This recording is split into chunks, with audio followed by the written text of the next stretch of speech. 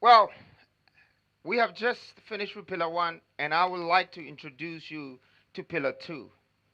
I want a nation to give me this moment and pay me this attention because this is truly a vision, a policy, a developmental agenda, and with or without me, it must be applied.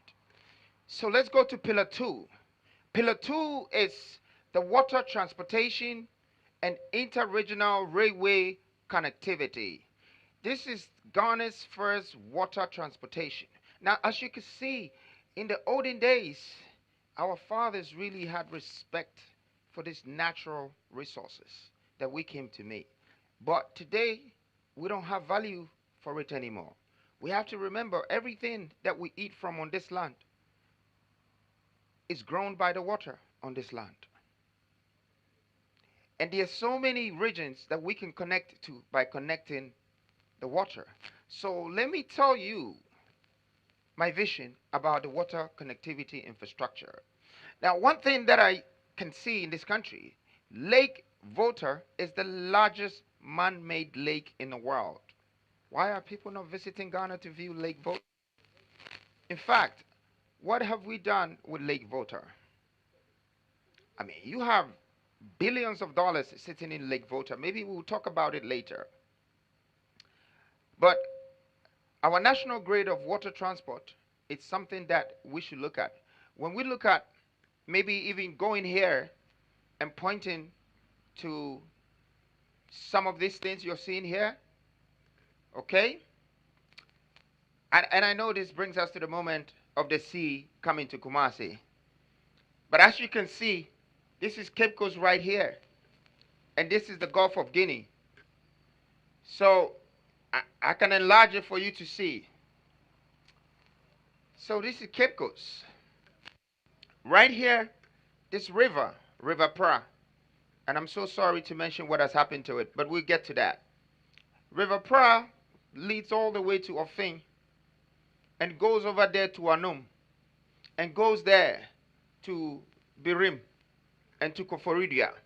So here is Kumasi right here. Okay, you can see it. Now what we have to do is something called industrial dredging. You can go back and look at countries like Egypt that have used and dredged and had canals that generate 9.4 billion a year. The canals are meant for a lot of things, and the water transportation are also meant for a lot of things.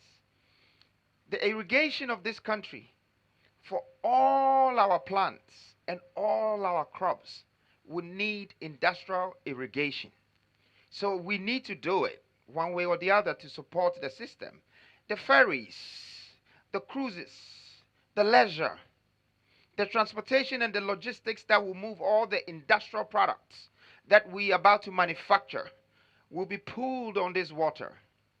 Irrigation and purification and logistics is one of the most important things in this world. Now, I can tell you that Ghana imports almost 89% to 92% of the things in this country. How did it get here? At least a fraction of 90% of that came on the water. So we need to make use of our water. It's very, very important. It will bring so much for tourism. So, with the support of us connecting all this water together, we are not only going to have an industrial scale to support the agriculture, but also we will raise tourism and we will have the biggest distribution channel that connects to the coast. And the coast can connect to the world. We intend very soon to supply the world with what we're about to industrialize with the 16th Industrial Revolution. Now, not only that, I know I've been talking about waters, but I know that's not the only infrastructure that you need for transportation or for logistics. The railway network is part of our vision. Our vision is to develop a comprehensive railway network exceeding 8,000 kilometers. That is 1.5 million tons of steel. it will be very difficult to import this from outside. That's why we have our eyes on the iron ore in the Industrial Revolution, and some is in the eastern and some are other parts of Ghana. We will be able to manufacture our own steel and create that 8,000-kilometer railway track that will cost us billions of dollars if we had to give it out on contract. And connect and build the eastern corridor, the western corridor, and guess what? The gist of this vision is to also drive the railways to the three borders that faces Ghana. The one in Togo, the one in Burkina Faso, and the one to Ivory Coast. When it gets to the edge, we stop. That is us creating new transportation and logistical path and not remain on the colonial roads that was built for us. Now we're making our own paths to distribute our own goods. But when it gets to the border, the government of that country is responsible to continue. This is going to give us a railway and a speedway around West Africa. Once every country continues from there. Well, I'd like to tell you something. It's likely when we get to the border, Ghanaians will be contracted to continue the railways. Because guess what? We will have the steel, we will have the skills. Just like what the English did to Europe. Once you have the skills, once you have the funds, and once you have the reserves and you have industrial power, you're in control. And so,